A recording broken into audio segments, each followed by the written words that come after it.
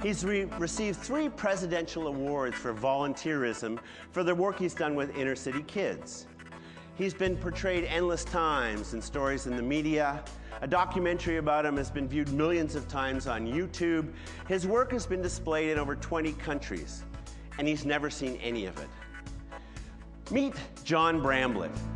John is a rare guy in a lot of ways. Sadly, one of them is that he was born with a disorder that caused him to have seizures as a child. And as he grew older, the seizures got more frequent and more intense, to the point where at age 29, he went blind, just when most guys are starting a family or a new career. There were just less and less things I could do. I couldn't go out as much, or if I did, I needed assistance. There were just so many things I couldn't do. I just had a lot of anger building up. John was thrust into a lonely world of darkness, so he decided to do the most difficult thing that he could imagine for a blind person: take up painting. In a way, it was out of anger. I mean, it was a way of like giving the middle finger to the universe or God or whatever you want to call it. You know, saying, well, I may not be visual, but I'm still going to do this. I'm still going to try. And I really didn't care what it looked like. I didn't care if it was visually appealing. I just wanted to do it. I thought the physical action of painting, of putting what's in my mind out there, actually in the physical world, even if no one else liked it, I wanted to create something like that. John was able to do this because he was totally unafraid of failing. He didn't care what happened. And you know, we tell our kids that all the time: try new things, don't be afraid. But do we actually tell our employees that? After a while, I started becoming less and less angry. The more I painted, the more I could let that out, and where now it just, I have to paint.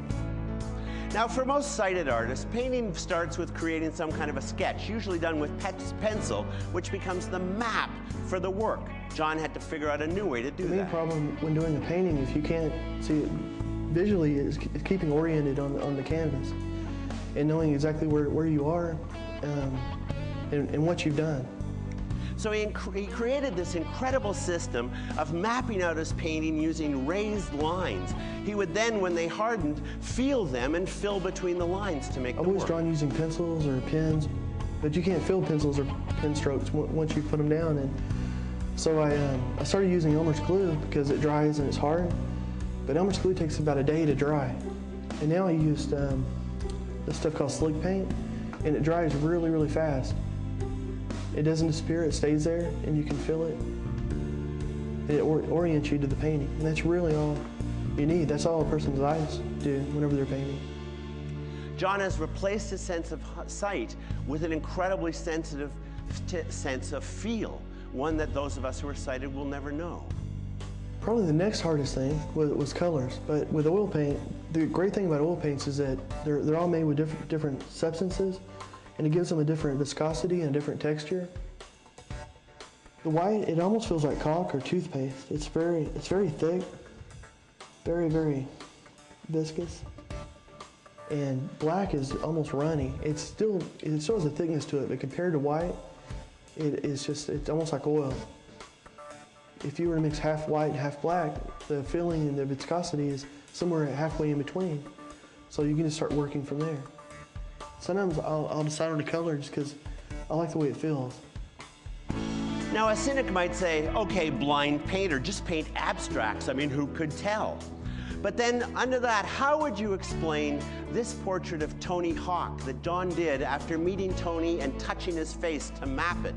This is a blind painter who does portraits. If you're sighted, then you learn to paint just the way everybody that's sighted learns anything, by looking.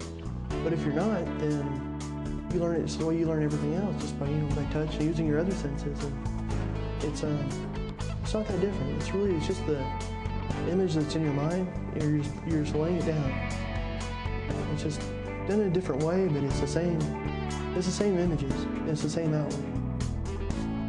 It hasn't come easy. It's taken John years of hard work and incredible patience to perfect this craft. Patience, something a lot of us have short supplies of these days. When I first started, I painted very, very slowly. I would make a small sketch and it would take me 8 hours to make one little sketch. I've sped up quite a bit, And part of it is just, I can remember a lot more. Like whenever my hand goes over the drawing, I can feel the lines, and then I remember where they are, and then my other, over time I've learned to follow it a little bit more exact. One hand sort of to see the canvas, and the other hand to fill in the paint. And what's the result of all of this? Well, you tell me. I'm no art critic, but to me, this is a body of work that anyone would be proud of.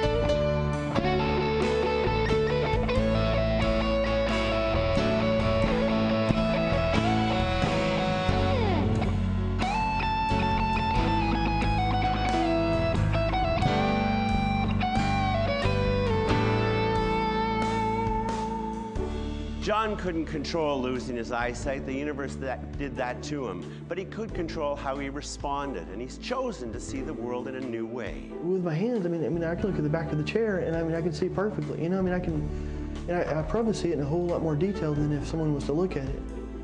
I know the texture, I know the ridges, I know exactly where the screws are, how big they are. You're taking in so much more detail. In a way, it makes up for vision, and in a way, it actually goes beyond vision, I think. Today, John's making a living as an artist, something most people would say was impossible for a blind person. He even teaches sighted kids how to paint.